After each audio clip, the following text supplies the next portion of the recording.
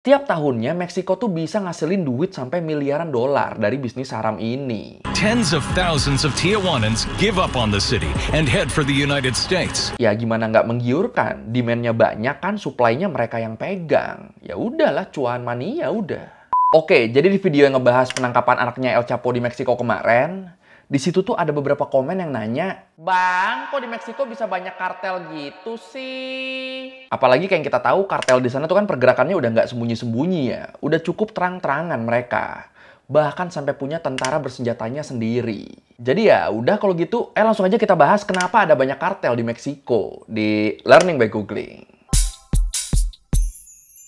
Oke, kalau ngomongin alasan kenapa di Meksiko bisa ada banyak kartel, kita harus nilik-nilik sejarahnya juga nih. Kapan tepatnya mulai ada kartel-kartel ini di Meksiko? Kalau menurut University of Wisconsin-Madison Libraries, dulu sebelum tahun 1930-an, ada masa di mana tanaman-tanaman kayak ganja sama opium tuh masih bisa dijual bebas. Tapi karena makin kesini dirasa makin banyak efek negatifnya, kayak bikin orang jadi gampang emosi, ningkatin gairah secara nggak wajar, dan dianggap jadi pemicu tindakan-tindakan kriminal. Nah, gara-gara itu, akhirnya di tahun 1930-an, peredaran ganja tuh jadi dilarang, bahkan untuk keperluan medis. Dan gara-gara ini, negara-negara Amerika Tengah sama Amerika Selatan, kayak Meksiko sama Kolombia, yang waktu itu tuh jadi produsen terbesar ganja sama opium di benua Amerika, mereka nih jelas langsung terdampak. Biasa jual-jualin aman-aman aja kan, tiba-tiba sekarang dilarang. Bahkan waktu itu, Amerika sempat ngelarang semua produk obat-obatan yang asalnya dari Meksiko buat masuk ke Amerika. Mau itu kandungannya aman, tetap tuh nggak boleh masuk Amerika. Kenapa? Alasannya karena pemerintah Meksiko waktu itu milih nggak mau ngelarang peredaran tanaman-tanaman candu tadi. Bahkan Meksiko waktu itu juga cenderung ngedukung produksi narkotika. Jadi ya bukannya ngebenerin aturannya, pemerintah dan politikus Meksiko waktu itu, mereka malah ngerespon dengan ngasih dukungan ke industri narkotika. Bahkan mereka tuh sampai merintahin polisi sama tentara buat ngasih perlindungan secara diem-diem. Mulai terasa kacaunya ya. Dan sebenarnya kalau ngomongin bisnis narkotika di sana, secara profit ini tuh emang nguntungin banget sih. Lu bayangin aja, menurut Pusat Penelitian dan Studi Ekonomi Meksiko, setiap tahunnya Meksiko tuh bisa ngasilin duit sampai miliaran dolar dari bisnis haram ini. Ya tapi nggak bisa dibilang haram juga sih ya, kan disupport pemerintah ini. Ya haram-haram legal lah jatuhnya. Dan walaupun waktu itu diembargo sama Amerika, opium sama ganja Meksiko tuh malah diminati sama banyak negara lain. Kenapa malah diminati? Jadi gini, kalau menurut University of Wisconsin-Madison Libraries, waktu Perang Dunia II pecah, impor opium, ganja, sama heroin dari Asia ke Eropa tuh keputus. Padahal waktu itu bahan-bahan ini tuh dibutuhin banget buat bikin anestesi, buat bikin obat bius yang dipakai selama perang. Nah, dapat celah lah di sini Meksiko. Mereka akhirnya jadi penyuplai bahan-bahan tadi, penyuplai tanaman-tanaman candu tadi.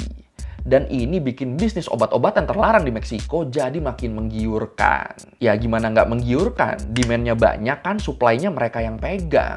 Ya udahlah, cuan mania udah. Dan dari sinilah akhirnya banyak orang yang berminat buat nguasain bisnis bahan-bahan terlarang ini. Karena ya itu alasannya, karena potensi cuannya menggiurkan.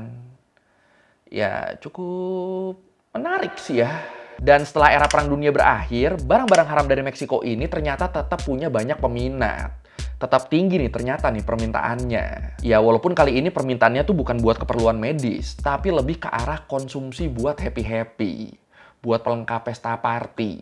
We began seeing young Americans, particularly in urban areas, begin using heroin non-medically. Bahkan menurut Britannica, di tahun 1960 sampai 1970-an, Meksiko tuh jadi produsen ganja tertinggi di dunia.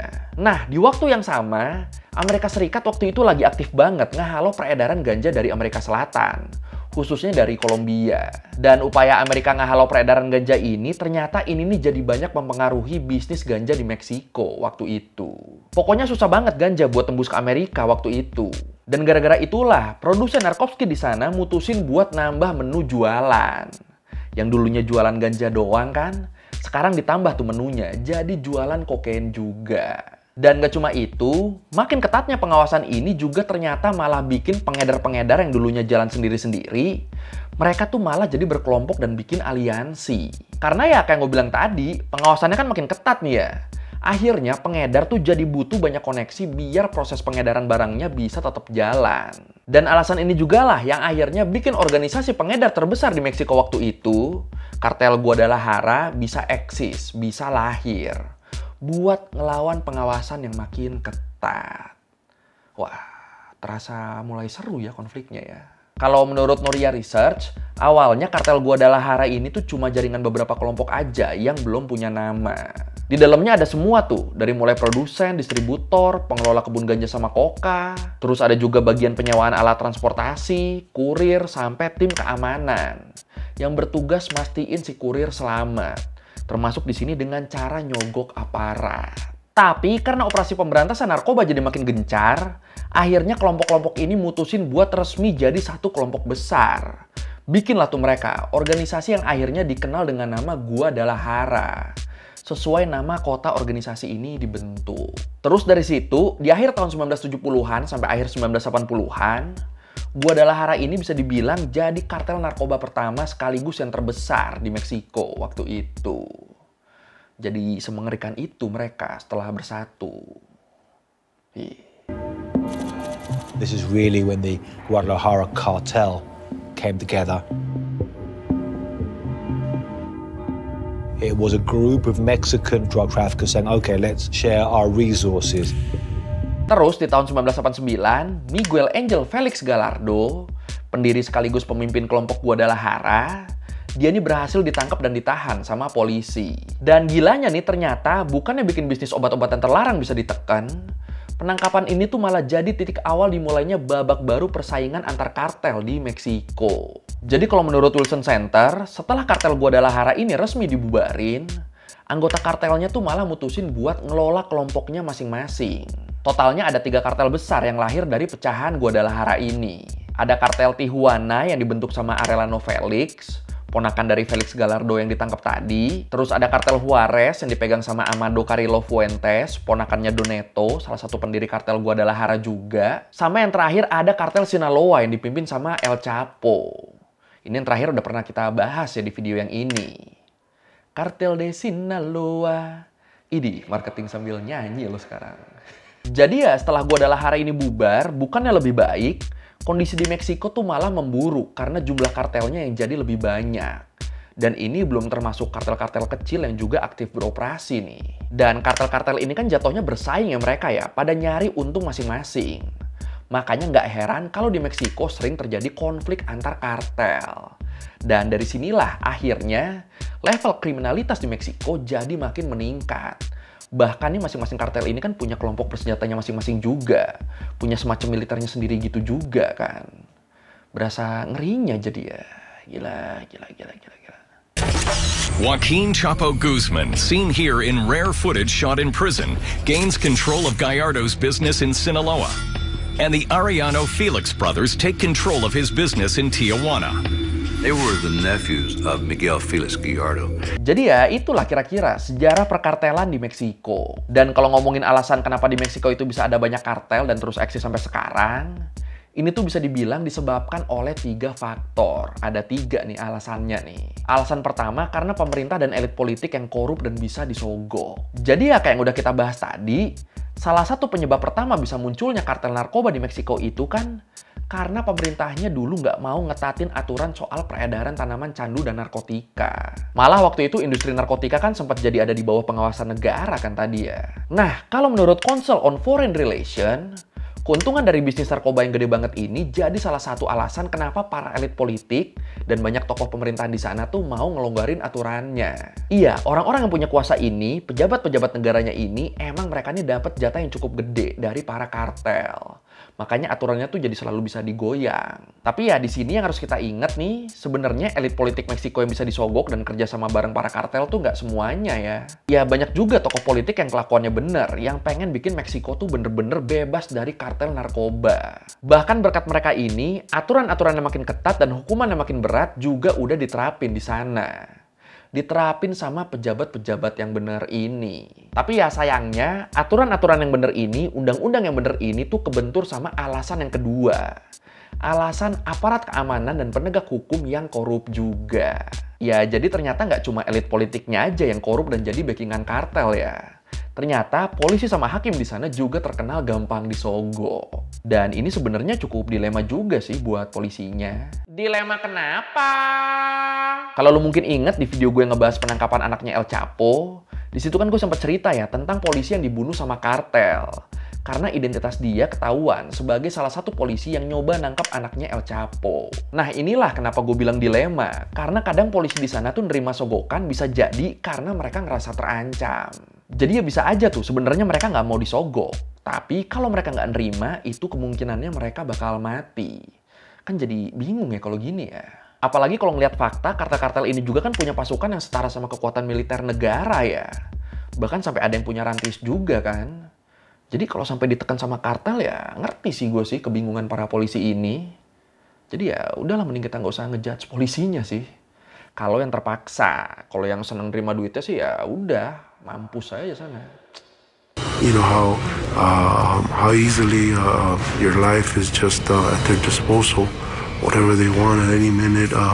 You know, if they feel you're a threat to them, they'll kill you and your whole family. Dan kalau kita runut lagi, kartel narkoba di sana bisa terus eksis tuh nggak lepas dari alasan yang ketiga nih. Alasan tingginya angka kemiskinan di sana. Jadi kalau menurut Reuters, sekitar lebih dari 45% penduduk Meksiko tuh statusnya berada di bawah garis kemiskinan. Bahkan 8,5% penduduk Meksiko tuh masuk ke kategori miskin ekstrim. Dan masih menurut Reuters, mereka yang tergolong kelompok miskin ini tuh pendapatan bulanannya tuh paling gede sekitar 170 US dollar doang per bulan. Itu pun pendapatan orang miskin yang di kotanya. Kalau yang di desa bisa lebih parah lagi. Separah apa? Masyarakat yang tergolong sangat miskin di desa tuh disebut pendapatannya bisa cuma 60-an US dollar aja per bulannya. Lu duit gini sebulan mau makan apa coba? Aduh. Makanya gara-gara ini, jadi banyak masyarakat kelas bawah Meksiko yang rela ikut jadi anggota kartel.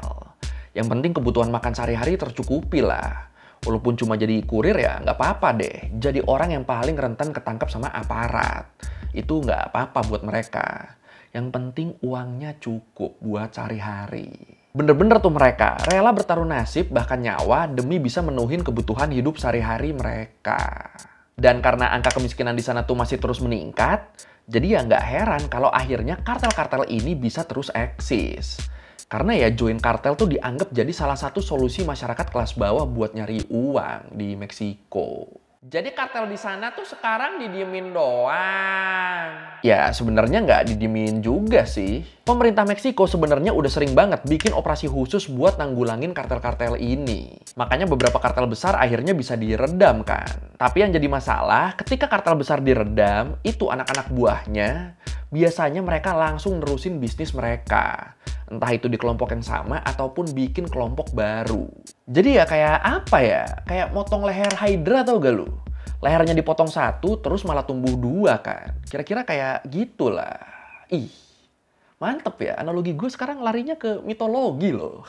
Dan di sini pemerintah Meksiko juga nggak sendirian nih dalam ngatasin masalah kartel ini. Beberapa negara termasuk Amerika Serikat juga berkomitmen ngebantu Meksiko buat ngatasin kartel-kartel di sana. Dan ya kayak yang kita tahu, perang lawan kartel di Meksiko tuh masih terus dilakukan sampai sekarang. Yang terakhir ya yang udah kita bahas tuh, waktu aparat Meksiko berhasil nangkap El Raton. Berhasil nangkap salah satu pemimpin kartel Sinaloa sekaligus anaknya El Chapo. Tapi kalau menurut lu sendiri gimana? Apakah Meksiko bakal bisa bangkit dan ngeberantas kartel dalam waktu dekat? Atau malah kartel-kartel ini bakal jadi makin kuat?